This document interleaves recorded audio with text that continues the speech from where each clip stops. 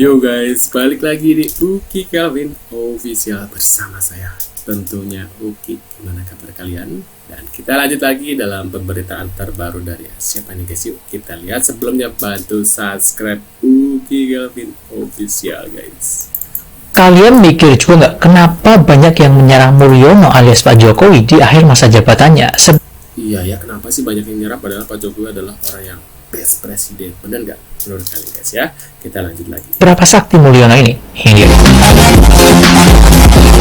Jujur ya, akhir-akhir ini saya itu sangat-sangat skeptis dengan apa yang terjadi saat ini. Karena seperti ada sebuah gerakan yang ingin menjatuhkan Jokowi di akhir masa jabatannya. Saya menduga nih ya, ada pihak yang sengaja membuat sebuah skenario yang sangat besar, yang misinya itu kurang lebih ingin menjatuhkan Pak Jokowi dan membuat negara chaos, di mana langkah mereka itu menyebarkan isu-isu yang menjelekkan Pak Jokowi dan juga masa pemerintahan rezim sekarang ini di blast sana blast sini, yang tujuannya agar bisa dibicarakan oleh banyak khalayak ramai, yang tujuan selanjutnya adalah untuk menggerakkan massa. Dan kalian mungkin sadar ya, mereka juga membatasi orang-orang yang ingin membela pemerintahan Jokowi dengan dilabeli kata buzzer. Jadi nggak bisa apa-apa gitu. Tapi sekali lagi ini dugaan aja ya, karena nggak logis banget. Kalau pengen menjatuhkan Jokowi, kenapa nggak dari tahun-tahun yang sebelumnya? Kenapa nunggu mau lengser dan pas banget momennya itu habis pilpres? Karena kurang lucu apa juga, presiden kurang 1 bulan lagi itu akan diganti. Kenapa ada yang ngotot untuk dilengserkan atau dimakzulkan? Ini kan lucu banget gitu loh. Dan bahkan saya menemukan sebuah komen yang menyatakan bahwasanya tujuan mereka itu pengen melengsarkan Pak Jokowi, Gibran itu nggak jadi, kemudian dia bilang Indonesia akan maju. Buset, ini pola pikir yang penuh dengan tanda tanya. Karena logika berikutnya, belum tentu juga ketika Pak Jokowi itu dilengsarkan, ada pengganti tiba-tiba malaikat naik gitu, langsung menyulap Indonesia menjadi negara maju. Itu susah bro. Tapi gimana menurut kalian?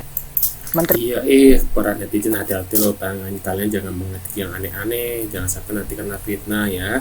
Karena kan kita nggak tahu ya apakah benar Pak Mulyono ini orangnya seperti apa. Kita nggak tahu ya guys ya. Siapa tahu kan emang dia orangnya benar-benar baik, peduli sama rakyat gitu loh guys ya. Pokoknya buat kalian tuh hati-hati kalau mengetik, tanggung jawab nanti di akhirat loh. Nanti kalian bisa sekarang enak-enak nulis-nulis, di akhirat nanti serem guys, di akhirat tuh lebih sadis nanti ya. Yuk kita lanjut lagi guys. Pendidikan ini hampir bongkar ijazah palsu Jokowi. Emang ijazah Jokowi palsu? Kenapa Menteri Pendidikannya dicopot?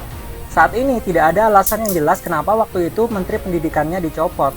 Tapi di tahun 2022 mulai ada petunjuk karena ada tuntutan ijazah palsu Jokowi dari Pak Bambang Trimulyono. Nah, kasus ini viral, maka pihak UGM juga mulai menyelidiki berkas-berkas Jokowi. Sayangnya tuntutan Pak Bambang Trimulyono cuma sebatas ijazah SD sampai SMA dan tidak terbukti palsu. Akhirnya beliau kena vonis 6 tahun penjara. Terus ijazah pas di UGM gimana? Kan banyak berita viral soal foto Pak Jokowi di ijazah tidak mirip dengan aslinya. Kasus ini jadi viral ketika pihak UGM revisi pernyataannya sendiri. 13 tahun yang lalu, UGM bilang Dekan Fakultas Kehutanan, Profesor Ahmad Sumitro menjabat dari 1977 sampai 1988. Sedangkan di ijazah Jokowi, nama dekannya Profesor Sunardi Prawiro Hatmojo. Akhirnya, setelah 13 tahun, UGM revisi pernyataannya agar sesuai nama dekannya dengan mengubah tahun jabatan dekan. Seolah-olah nama dekan di ijazah Jokowi berada di dalam rentang jabatan Profesor Ahmad Sumitro. Klarifikasi ini hanya terbatas lewat media dan tidak terbukti secara hukum. Karena belum ada yang mengugat ijazah tingkat S1. Emang ada yang berani ya? Takutnya kena vonis 6 tahun seperti sebelumnya.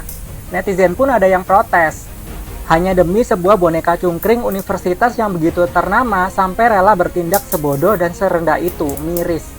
Gimana menurut pendapat kamu? Aku bikin edukasi gratis seputar melek politik. Subscribe newsletter di bio kalau... Waduh, hati-hati loh mas, nanti keciduk loh. Udah serem guys kalau masalah bahas tentang politik ya. Hati-hati tangan kalian juga netizen ya, jangan sampai kalian tahu sudah memfitnah maksudnya guys. Kita lanjut lagi. Rakyat sabar, tunggu aja, masih dicari siapa yang jadi kambing hitamnya katanya. Jangan tambah buat masalah baru Pak, mau jadi apa negara ini. Jangan sampai buat amarah rakyat kembali memuncak. Jangan kabur jika masa datang. Ke kantor Bapak rakyat sudah cerdas siapa pemilik sebenarnya. Mau ditutupi bagaimanapun rakyat sudah tahu sebenarnya guys. Cuma kan ya udah. Bukan. Ya. Enggak, saya kan udah jelasin kemarin juga di DPR ya. Bukan. Kalau bukan punya sahabat itu. Dia mengatakan nanti dicari. Pasti ketahuan mas. Berarti masih di pencarian. Iya. Tapi yang pasti bukan. Iya, Mas Gibran. Dan karena kesimpulan bukan itu. Itu dasar apa Pak? Dasarnya kok bukan? Ada dari tim kan ngecek ngecek. Berarti di akun itu Udah. berarti. Siapa Sejauh ini nomornya, siapa? Pak? Nanti digumumin, kalau tahu siapa yang punya nanti kita umumin. Nanti dong cari kambing hitam dulu ya Pak ya. Kambing hitam, kambing putih, kambing apa nih guys ya? Kita lanjut.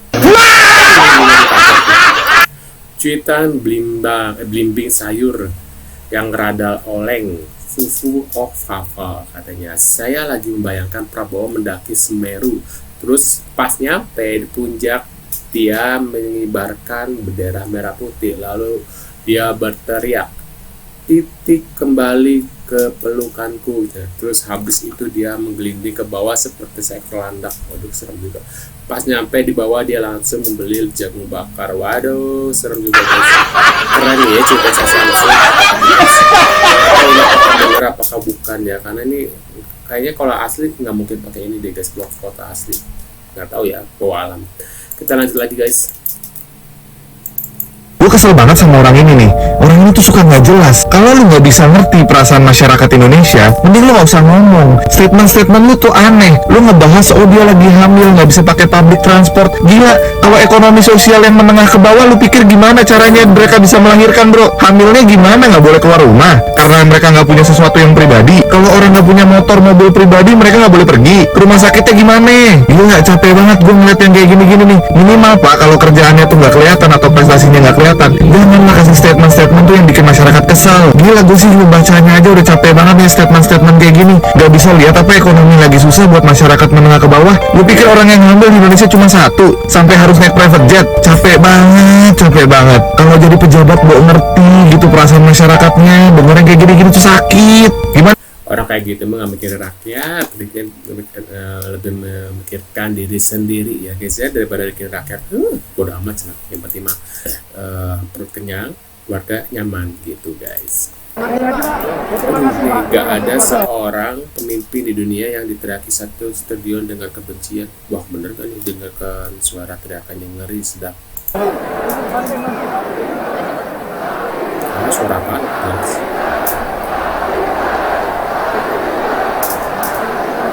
Jelas ya guys. Terima kasih Pak, terima kasih sepatu Pak.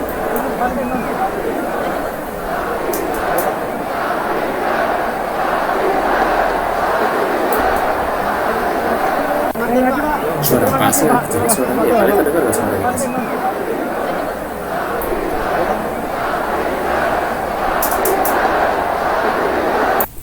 Suaranya akan jelas.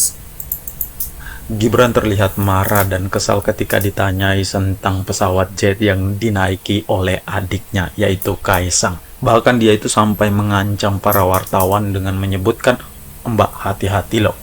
Kalau tidak percaya, nih nonton videonya. Ya Mas ya? MOU yang dimaksud itu profesional antara Pemkot Solo, Teknopark sama Shopee, nggak ada yang kayak gitu ya. Oke, berarti untuk lokasi saja ya Mas ya? Berarti kan bisa saja ya Mas ya?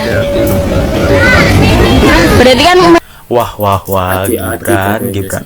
Kan di sini para wartawan itu tugasnya hanya menanyakan saja, memastikan saja apakah pesawat itu miliknya MOU Shopee atau tidak. Bener ya, kan wartawan mah cuma nyari berita, ada kabar seperti ini, dan dia menanyakan ke orangnya apakah benar berita ini gitu loh guys ya. Ya kalau bukan ya udah bilang, gak usah mengancam gitu ya. Kalau memang tidak pun, tolong dijelaskan dengan baik, bukan dengan cara mengancam para wartawan-wartawan seperti itu.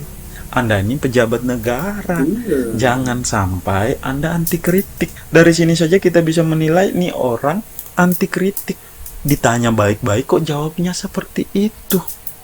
Karena dia stres, karena ada ini ya, sama fufu fafa gitu ya, jadi puyeng dia takut lensnya. Mungkin kalau dia bukan pelakunya ya diem ya, santai gitu ya, bukan gue pelakunya. Kalau dia merasa bukan gitu guys ya, kalau dia emang dia pelakunya ya pasti akan stres gitu ya. Menurut pendapat kalian gimana? Tulis kolom komentar. Terima kasih sudah hadir dan jangan lupa bantu subscribe, dan sampai jumpa di video selanjutnya. Maaf banyak kesalahan guys. See you guys.